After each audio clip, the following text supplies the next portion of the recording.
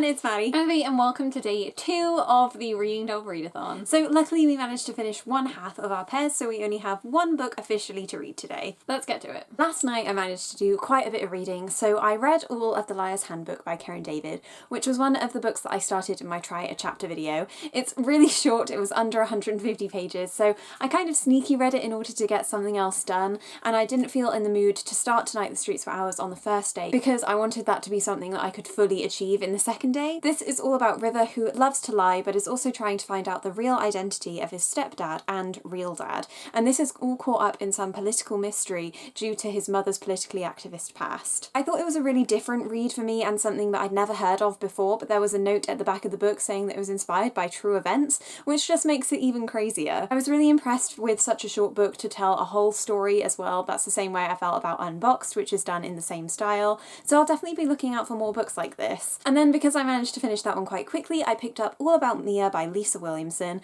This is a book that Bea read and passed on to me saying that I could read it if I wanted to, but she wasn't super impressed. So I went into this one with reasonable expectations for what it was going to be like. It's all about Mia, who's the middle child of her 3 siblings, and all of them have different things going on in their life, but the main thing is that her oldest sister, Grace, who's a straight A student and not expected to do anything reckless, comes home pregnant. I'm not really sure what Mia's storyline is going to be in this, but she's a little bit of a troublemaker. She likes drinking, she likes going out with her friends. The family dynamic is so unique, as well as the parents are in a long-term relationship but are just preparing their wedding. So I really liked that part of it, and it definitely reminded me of a YA version of Ali's World by Karen McCombie, because that had the same 3-sister dynamic, and I devoured that series when I was younger, so to find a YA equivalent of it has been really fun. I managed to read 120 pages, which is about a third of the way through, so hopefully I'll finish this one today as well. It's nearly 11 AM in the morning, which means our first sprint of day 2 is over, and I managed to start Tonight the Streets for Hours and get around 80 pages through.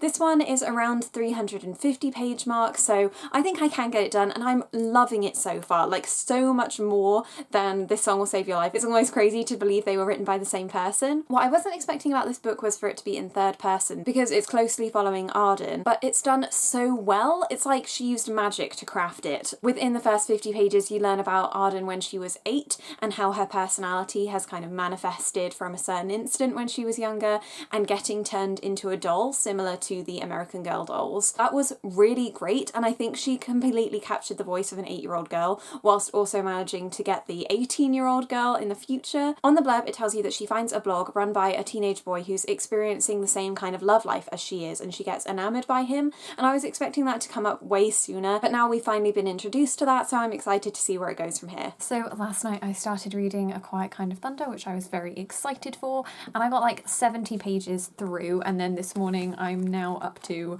150. I have to admit that I am absolutely loving it. Steffi's voice is unbelievably relatable, and it has this like cute sense of humour as well that I really wasn't expecting, and it's an adorable romance. I have been put off by so many contemporary romances recently. I'm really pleased to have found this one and that I'm not dead inside and I can still enjoy romance. I can't wait to get back to it, but I have paused reading it because I know that something bad has to happen soon because I'm halfway through. So I've paused it just so I can stay in this happy place where everything is okay for a little bit longer. So whilst I'm waiting, I've decided to pick up Wave Me Goodbye by Jacqueline Wilson, which we had reserved at the library and finally received. I'm really excited to read this because it's about the children evacuees, and I remember going on a school field trip when we were like 8 or something to do with evacuees, and it was really scary, so I'm hoping that'll just like bring me back to all of those memories. I'm really liking it so far, but I'm only like 20 pages through, and I know I'm not going to make a pair with this, although I suppose I could read a tiny Jacqueline Wilson book if I finish this today, but it's a huge brick and I'm going to be reading it with Maddie, so we're going to be passing it back and forth as we read a few chapters each, but I hope it's going to be good. So I only have 120 pages left of Tonight the Streets are Ours, and I'm still really enjoying it. The blurb has finally come to fruition because it says that Arden tries to go and find Peter in New York City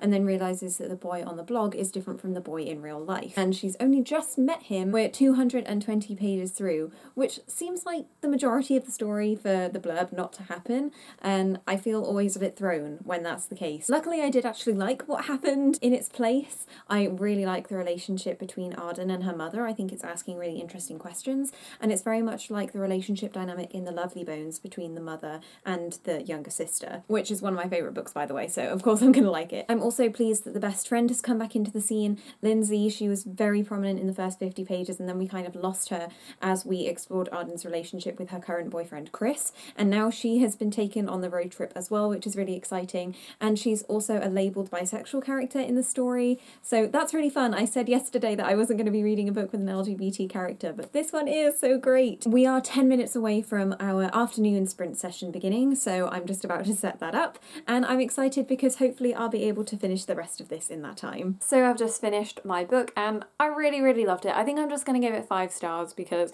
I thought it was such a fun read, and Reese and Steffi were unbearably cute and seriously realistic. I would warn you, however, before picking it up that for people with anxiety it might be slightly triggering, just because you really get inside Steffi's head and she kind of goes through some panic attacks, and I have to say my heart was beating like a hummingbird at multiple times during this. I really liked the ending as well. It was pretty similar to Beautiful Broken Things in the way that it built, and it was like nice for the majority of it, and then something big happens towards the end which pushes you to the final moments. I also liked how it tried to subvert and really do something different with the love fixes mental health, because sometimes it did but sometimes it didn't, and I think it really kind of pushed that you have to be better in yourself and you can also take medication to get better. So I didn't think it really fell into that trap at all, and she just had a really great support system which included friends and family as well as a love interest, which you don't normally see. I have really liked Sarah Bernard's books and I can't wait for her new one, title of which was recently announced, and I don't know whether it's coming out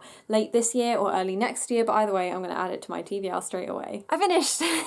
I finally finished Tonight the Streets Are Ours. It took me a lot longer than I thought it would. I have a lot of thoughts about this book. From the very beginning, the first page opens by telling you that this is going to be a love story, and that made me slightly apprehensive to read it. And the same with this cover. It's a heterosexual couple on the front. I just thought it's going to be kind of cookie cutter, and from the blurb it sets you up to think that it's just going to be about these two people finding love after not really knowing each other or having an online relationship, and that's not what it is at all. The love story is so complex, and it's definitely not the love that you'd think it would be. It's all about family and friendships and discovering yourself and how you might not necessarily know someone as well as you thought you did. And more importantly, it's about the definition of love itself and how much you're willing to sacrifice for another person. I really liked mulling all of those things over whilst I was reading it, and I felt that I would have made the exact same decisions that Arden did if I was in her shoes. There were definitely some twists, and I really liked how things were put together. I really liked the way this book was put together. I thought the third person perspective was amazing throughout, and I'm going to give this book 5 stars because it surprised me, and although it wasn't the book I thought I was getting, it's definitely the book that I wanted. I would 100% recommend this book if you're looking for one that deals with love and friendship complexly, and I can definitely say that this is my preferred of the 2 books I've read by her. And so that's it for the Reading Double Readathon. We're going to be picking the winner of our giveaways tomorrow, which is Tuesday, so we'll just be replying to the comments there instead of announcing it in this video. So we'll just wrap up on all of the things that we managed to read. So first of all, my pair, which were both by Leela Sales, This Song Will Save Your Life and Tonight the Streets Are Ours. I gave this one 2.5 stars and this one 5 stars, so it's no question which one I liked the most. I'm really happy to have gotten to read both of these books because they've been on our shelves for a while, and just the contrast between how much I enjoyed each of these books made it even better. And I finished my pair, which was Beautiful Broken Things and A Quiet Kind of Thunder by Sarah Bernard. I gave this one 3 stars and this one 5 stars, so I'm really pleased that we each managed to get a 5-star read out of this readathon. I really liked them. I thought Sarah Bernard's writing and the way she forms stories is just really wonderful. She picks great characters to write about, and I can't wait to see what she has next. Then on day 1, we each had a book to finish. Mine was The Yellow Room by Jessica Lance, and mine was If I Was Your Girl by Meredith Russo. Then I managed to finish The Liar's Handbook by Karen David, and I read 130 pages of Fearsome Dreamer by Laura Eve, and then we both picked 2 of the library books that we have to read before the end of the week, All About Mia by Lisa Williamson, and Wave Me Goodbye by Jacqueline Wilson, and I got 93 pages through this one, and I got 40 pages through this one as well because that's what I was reading once I finished Tonight the Streets Are Ours, and I got 120 through this one. So we each managed to read around 1,000 pages, which is really cool for just 2 days. After the success of this first round, we're definitely thinking about doing Reading Double again, maybe during the Christmas time or maybe the same time next year. Thank you everyone so much for watching, and we hope you had a fun time if you decided to join in, and if not, we hope to see you next time. We'll see you in our next video, guys. Bye!